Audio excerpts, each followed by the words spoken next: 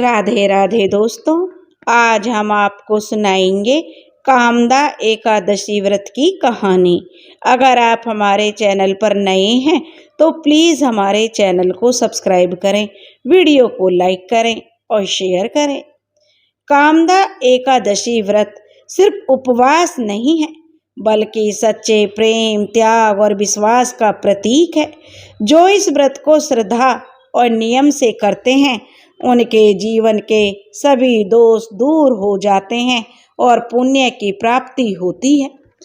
प्राचीन समय की बात है, जब धर्मराज युधिष्ठिर को धर्म और मोक्ष का गहरा ज्ञान प्राप्त करना था, तब उन्होंने स्वयं भगवान श्री कृष्ण से प्रश्न किया, हे केशव, कृपया करके मुझे बताइए कि चैत्र शुक्ल एकादशी का क्या नाम है और इसका क्या महत्व है। यह व्रत किस प्रकार के पापों का नाश करता है। धर्मराज युधिष्ठिर की बात सुनकर श्री कृष्ण मुस्कुराए और उनकी आंखों में करुणा और ज्ञान का तेज एक साथ था। उन्होंने कहा, हे धर्मराज, ध्यान से सुनो, मैं तुम्हें कामदा एकादशी की प्राचीन कथा सुनाता हूँ, जो स्वयं ब्रह्मा जी ने नारद मुनि को सुनाई थी। यह कथा न केवल पापों का नाश करती है, बल्कि प्रेम, त्याग और सच्ची भक्ति का अद्भुत उदाहरण है। भक्तों, एकादशी तिथि कोई साधारण तिथि नहीं है। वह धर्म की सजीव शक्ति है। जो मनुष्य श्रद्धा से इस दिन व्रत करता है, उसके पापों से जो वह मुक्त हो जाता है और उसे भोग भी मिलता है और मोक्ष भी। एकादशी केवल अन्न त्याग का व्रत नहीं है, यह काम, क्रोध और लोभ जैसे आंतरिक दोषों का त्याग का पर्व है। और जो इस दिन भगवान विष्णु को स्मरण करते हैं, वे जीवन में कभी अकेले नहीं रहते। और फिर श्री कृष्ण ने एक ऐसी कथा सुनाई जिसने धर्मराज युधिष्ठिर ही नहीं, आज तक अनगिनत श्रद्धालुओं के जीवन को प्रकाशित किया। प्राचीन समय की बात है, जब रतनपुरी नाम की एक भव्य नगरी थी। वहाँ के राजा का नाम पुंडरीक राजा था। वह राजा पुंडरीक बहुत ही न्याय प्रिय था। यह नगर देवताओं और गंधर्वों की नगरी था, जहाँ चारों ओर राग, रंग, संगीत और सौंदर्य का साम्राज्य था। उस नगर में गंधर्व, अप्सराएं, नाग और किन्नर अपनी अपनी कलाओं से वातावरण को सजीव बनाए रखते थे। इस नगरी में ललित नाम का एक गंधर्व अपनी मधुर गायकी से सबको मोहित कर लेता था। ललित, जो स्वर्ग में भी अपने संगीत के लिए प्रसिद्ध था, उसका स्वर इतना मधुर था कि जब वह गाता तो वृक्ष भी झूमने लगते थे, पशु पक्षी भी मंत्रमुग्ध हो जाते थे। और उसकी जो पत्नी थी ललिता, वह भी एक अप्सरा थी। वह अत्यंत ही रूपवती और अपने पति से अत्यधिक प्रेम करने वाली थी। दोनों पति पत्नी का प्रेम अद्भुत था।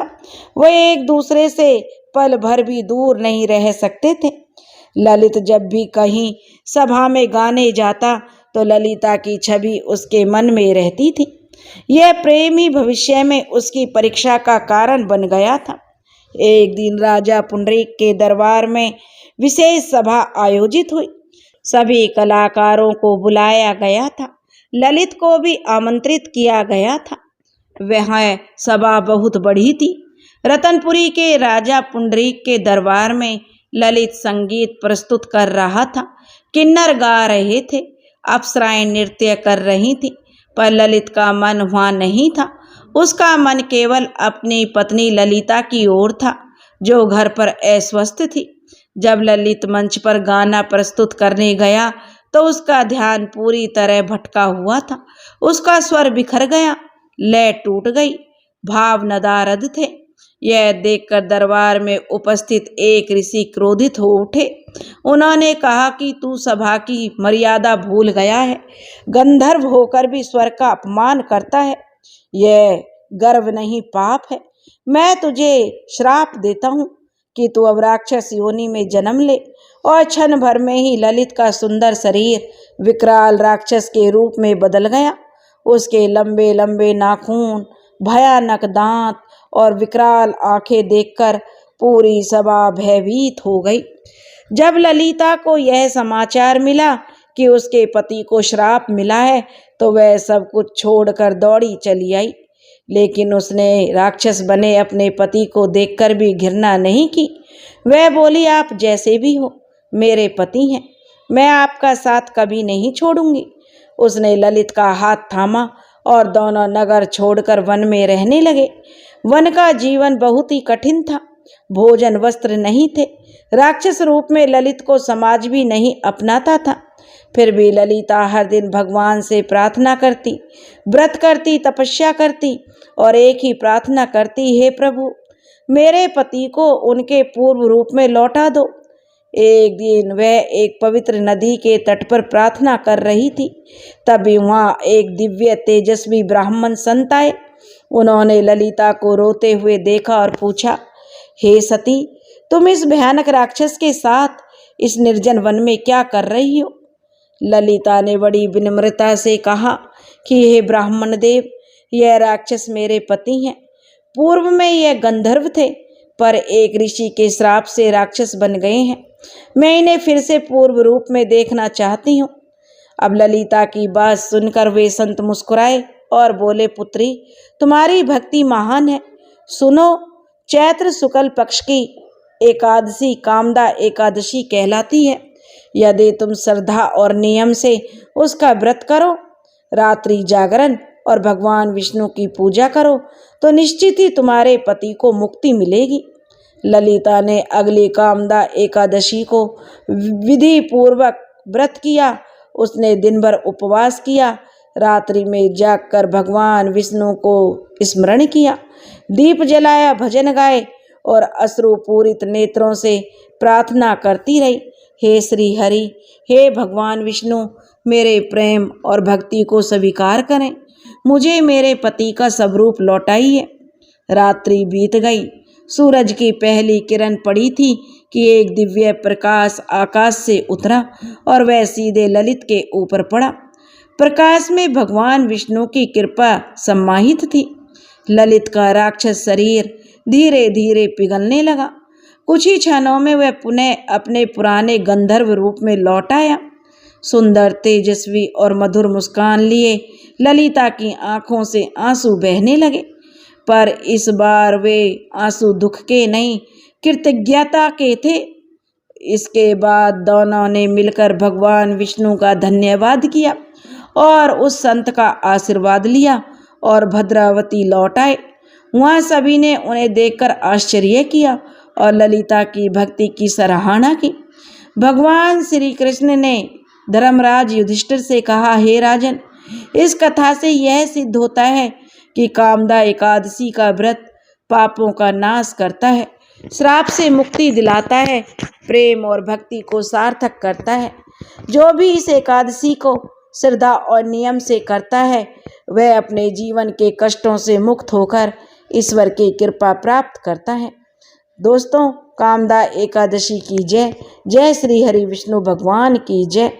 चलो दोस्तों, इसी के साथ आपको एकादशी माता की कहानी और सुनाते हैं। एकादशी माता की दिव्य उत्पत्ति की चमत्कारी कथा है जो सारे दुखों और पापों का नाश करती है। बहुत समय पहले की बात है। सृष्टि के प्रारंभ में जब धर्म की स्थापना हो रही थी तब त्रिलोक में अधर्म और पाप अपनी सीमाएं लांघ चुके थे। असुरों का आतंक बढ़ता जा रहा था।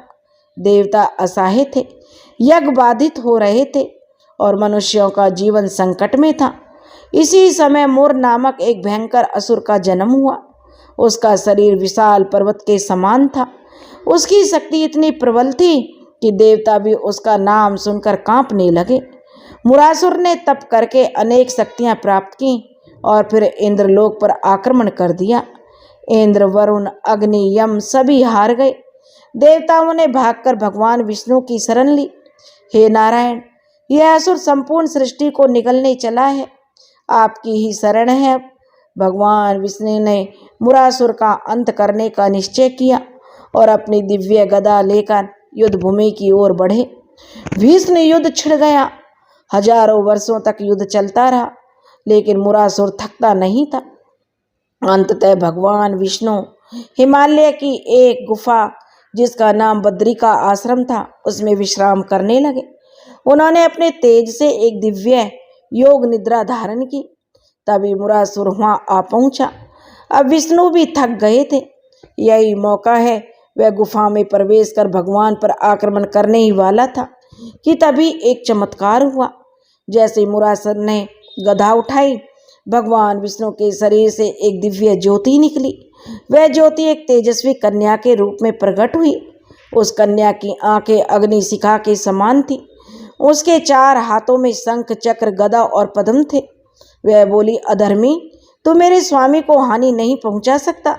मुरासुर हंसा और बोला, तू एक स्त्री होकर मुझे रोकेगी? तब वह कन्या गरजी, मैं कोई साधारण स्त्री नहीं, मैं स्वयं धर्म की शक्ति हूँ। मैं हूँ एकादशी। एक भीषण युद्ध हुआ और अंततः एकादशी माता ने मुरासुर का संहार कर दिया। जब भगवान विष्णु योग निद्रा से जागे और यह सब देखा तो प्रसन्न होकर बोले, हे देवी, तुमने संपूर्ण सृष्टि की रक्षा की है। आज से तुम्हारा नाम एकादशी होगा और जो भी तुम्हारे दिन उपवास करेगा वह समस्त पापों से मुक्त होगा और मुझे शीघ्र प्राप्त करेगा। देवताओं ने आकाश से पुष्प वर्षा की और सभी लोकों में एकादशी व्रत की महिमा गूंजने लगी। पृथ्वी पर एक भक्त की कहानी है दोस्तों। राजा धर्मसेन की एक पुत्री थी और जो धरती पर घटती हुई कथा है। राजा धर्मसेन अत्यंत ही धर्मात्मा और न्यायप्रिय राजा थे, परंतु उनकी इकलौती पुत्री रत्नावली अत्यधिक रुग्ण थी। उसका शरीर दुर्बल था। वह किसी भी वैद्य की औषधि उस पर असर नहीं करती थी। राजा दुखी थे। एक दिन एक संत उनके राज्य में आए। उन्होंने कहा, राजन, यह कन्या पूर्व जन्म के पापों का फल भोग रही है। इसे एकादशी व्रत करना चाहिए। केवल उसी से इसका उद्धार संभव है। राजा ने जैसे ही यह सुना, रत्नावली ने बाल्य अवस्था में ही निर्जल एकादशी व्रत किया। व्रत के दिन वह सारा दिन भगवान विष्णु का ध्यान करती रही। रात में जागरण किया और अगले दिन पारण कर भजन गाती रही। अगले ही दिन चमत्कार हुआ। उसकी देह तेजस्वी हो गई। उसकी सारी बीमारी दूर हो गई और वह दीप्तमान हो उठी। राजा ने देखा और उसकी आंखों में अश्रु आ गए। उन्होंने राज्य भर में एकादशी महोत्सव मनाया और तब से यह परंपरा चल पड़ी कि श्री विष्णुवे नमः, एकादशी माता की जय हो। भक्तों, भक्ति का दीप हर हृदय में जलता रहे। प्रेम से बोलिए जय श्री हरि विष्णु। और दोस्तों, अगर आपको यह कथा पसंद आई हो तो प्लीज़ हमारे चैनल को सब्सक्राइब करें, वीडियो को लाइक करें और शेयर करें। राधे राधे।